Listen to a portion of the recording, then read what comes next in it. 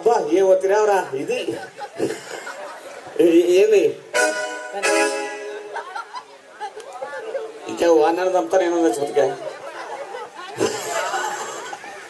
చెప్పు. జరిగిన కథ నా లైఫ్ లో జరిగిన కథ ఒక చిన్న ఇన్సిడెంట్ చెప్తా. అయితే నా గొంతు పుణ్యమో మా తల్లిదండ్రుల పుణ్యమో తెలియదు కానీ నేను పాటలు పాడడానికి అమెరికా వరకు అవకాశం దొరికింది. మన ఒక పల్లెటూరు దిగినాడు అంత సపోర్ట్ కూడా ఎంకరేజ్ చేయాలి. Thank you. అమెరికా అనేటానికి నాకేమైందంటే కోతికి అడ్డం ఇచ్చినట్టు అయింది. అంతే కదా మరి.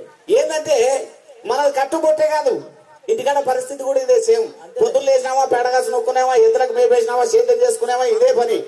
అమెరికా అనేటానికి కోతికి అడ్డం ఇచ్చినట్టు అయిందే. ఇంటికాడ అడపచ్చ ఊడవేరికి పారేసి టైట్ జీన్స్ ప్యాంట్ తొడుక్కొని ఎగేసుకొని హైదరాబాద్ పోయినా విమానంలో కూర్చొని శంకరా నీ ఉండు లాస్ట్ యాడి వరకు వచ్చింది. హైదరాబాద్ పోయినా ఎగేసుకుంటా పోయినారా. పోయిన తర్వాత విమానంలో కూర్చున్న తర్వాత ఈ పక్క సుధాన్ అశోక్ తేజ ప్రముఖ రైటర్ సీటు, ఈ పక్క గోరెట ఇంకా నా వాగ్గేయకారుడు, వాళ్ళిద్దరి మధ్యలో సీటు నాదనమాట. బాగుందిలే. ఒక ఆయమ్మ ఇటు వరకే బట్టలు కట్టింటది, అడగక ముందుకే అన్ని మర్యాదలు చేసి పెడుతుంది. అంతా ఈమె లెక్కనే తెల్లగా ఉంటది బాబు. పేరు ఏం పేరో చెప్పి ఓ Rukiya air host. Air host air గోస్టా గోస్ట్ కాదు ఎయిర్ హోస్ట్. గోస్ట్ అంటే రైట్. యాదవ్ లేదు మీరు ఇంకా మధ్యలో చూస్తారు. ఎయిర్ హోస్ట్ ఎయిర్ హోస్ట్ అడగక ముందుకే అన్ని మర్యాదలు చేసి పెడతారు. నీకేం మర్యాద చేసింది? బిస్కెట్లు, చాక్లెట్లు, మందు, బిర్యానీ అన్ని ఇచ్చది. అయితే నాకు ఒకటే ఒక మర్యాద చేసింది, నా జీవితంలో మర్చిపోలేదు. ఏందో అది? 2 పెక్కుల మందు పోసి మహాతల్లి ఒక బిర్యానీ ఇచ్చింది. సరిపోయిందా? అదే కదా మరి. ఎందుకు తెలుసా? ఎందుకు? సార్ లెక్క ధర్మమూర్తి కాదు. కరెక్టే. సార్ 3 వేసినాడు కదా. రైట్. ఇక 3 పెగ్గులు నేనేం చేసిన కకృతి కొద్ది 3 పెగ్గులు తాగి 2 బిర్యానీ తిన్నా. అబ్బా. ఫ్లైట్ పైకి లేచింది. తినేపు ఊరుకుంటే ఇది స్టార్ట్ అయింది. కడుపులో కూడా స్టార్ట్ అయింది. ఏదో మన ఊర్లో అయితే ఏ చెట్టు కిందకో గుట్ట కిందకో పోవచ్చు. వచ్చినప్పుడు నాది అదే పరిస్థితి. యాటికి చక్కగా వీగొన్నారు దీనికి అనమాట.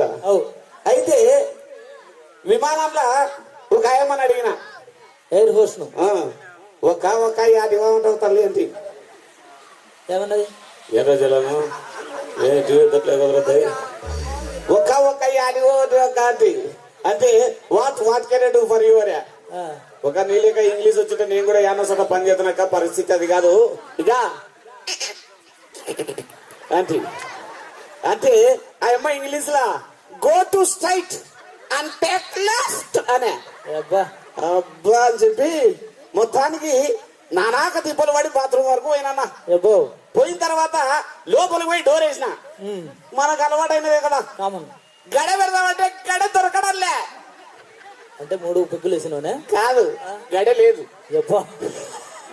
సరే తీరనైనా కింద బోల్టనన్నా పెడదామని ఎత్తుకలాదే, అది కూడా లేదు. మరి ఎందుకంటే ఏందో ఎర్ర బటన్ వస్తే డోర్ లాక్ అవుతుందంట, పచ్చ బటన్ వస్తే డోర్ ఓపెన్ అవుతుందంట. ఆ బటన్ ఈ బటన్ కాకుండా మనం యాదో ఒక బటన్ తినామనుకో విమానం కింద పడిపోతే ఎవడు బాధ్యుడు? అంతే కదా మరి. వద్దులేరా నాయన అని డోర్ వేసి డోర్ కు కాలు అడ్డం పెట్టే. అబ్బా. ఇంకా అడ్డం పెట్టి ఇంకా పని జరుగుతుంది రేనా, పని జరుగుతుంది. అయిపోయా టయానికి ఒక వచ్చి తడా డోర్ తెచ్చింది. ఎమ్మడ లేచి గుడ్ మార్నింగ్ అక్క చెప్పినా. అబ్బా, గౌరవంలో ఏమాత్రం తక్కువ లేదు.